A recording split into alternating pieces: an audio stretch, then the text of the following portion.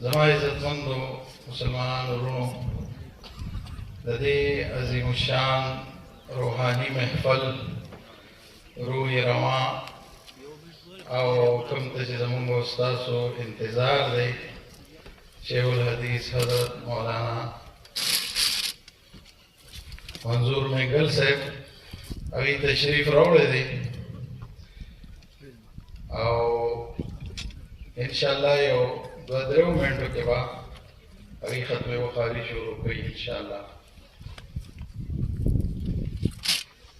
په دې سټیج باندې علماء کرام ټول تشریف فرمایي دي، مدرسې اساتذه کرام یا په دې محفل کې لوی علماء دي. تمام مسلمانانو ورونو زموږ چې د ادارې سره تعلق دی په هغه بنا باندې یو څو خبرې ستاسو مخکې وړاندې کوم. د ټولو نه اول خو زموږ چې دا کوم فضلا دي هغه د شعبې تخصص سره تعلق ساتي او که د دورې حدیث سره تعلق ساتي او که شعبې حفظ دی یا وړه دوره ده د هغې چې کوم سرپرستان راغلي دي یا مېلمانه راغلي دي هغې ټولو ته مبارکبادي پیش کوم. د دې نه علاوه د محفل د نور هم د علاقې درانه خلک راغلي دي او د دې ټولو زه د زړه د کومې نه شکریه ادا کوم. زما عزتمندو په دې محفل کې ستاسو مخکې چې کوم دا دور حدیث یا د تخصص طلبا دي یا دا نور فضلا دي دا زمونږ د دې ادارې او د دې اساتذه او هغه شبه روز محنت دی ستاسو مخې ته دی. الحمدلله زمونږ د دوره حدیث طلبا تقریبا داسې دي چې د اولا نه واله تر د دوره حدیثه پورې 8 کاله موږ سره تېر کړي او زمونږ ډېر کافي حده پورې د امید دی چې د دغې فضلاو یو حده پورې انشاءالله تربیت شوی دی او د معاشرې ته چې وځي نو په دې معاشره کې به صحیح طریقې سره د دین کار کوي انشاءالله. همدا هم د دوی نه امید دی او دا ورته دعاګانې کوو. د دې فضلاو زمونږ سره چې کوم وخت تېر شو 8 کاله ډېر شي دي.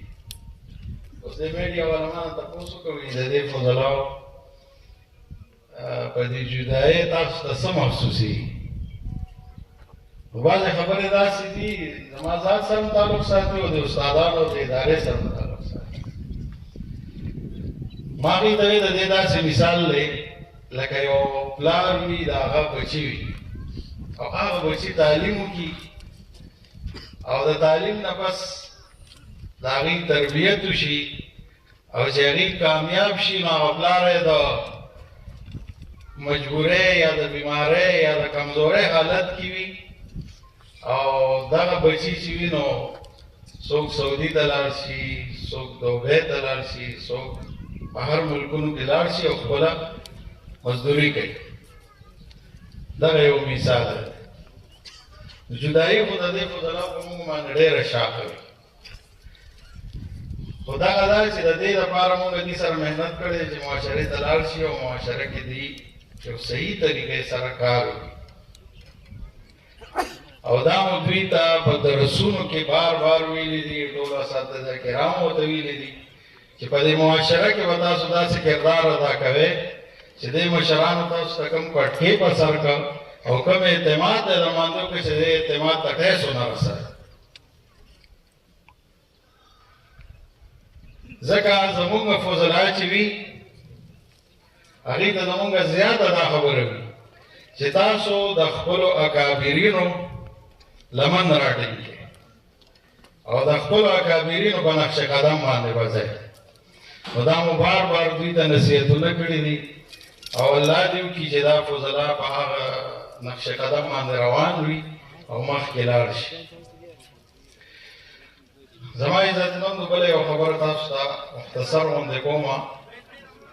هغه دا ده چې په دې اداره کې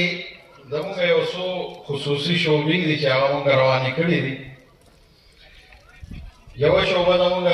شعبہ تخصص تھا فی الفقہ الاسلامی والافتاء الحمدللہ په معاشره کې د هغې یو ډېر ښه کردار دی او په ښه طریقې سره هغه مونږ چلو. دویم نمبر زمونږ د دغه اداره کې بله یو شعبه مونږ کولو کړې ده، هغه دا ده چې مونږ د سکول کم طلبا دي تقریبا د اووم جماعت طالب علم مونږ اخلو او اتم نهم لسم دا ریګولر مدرسه کې هغه کېږي او د دې سره سره هغه درس نظامي هم یوه درجه وي دي. نو دغه درجې زمونږ الحمدلله چلیږي، سږ ډېر په احسنې طریقې سره وچلېدله. او د دې نه علاوه زمونږ په مدرسه کې صف تمهیدي یا د لغت عربۍ یو پروګرام شروع دی. د سږ کال چې دی زمونږ صف تمهیدي وچلو د علامه رابعې پورې د عربۍ یو ترتیب وچلو، اگر چې اول کال خو څه نه څه معیار ته الحمدلله ورسېدله. دا ټول هر څه چې کېږي نو دا زمونږ د ادارې د اساتذو د انتظامیو او د شورا په تعاون سره کېږي. او الحمدلله زمونږ د دې علاقې د مدرسې د شورا یو شورا هم د یو څو ممبران دي پکې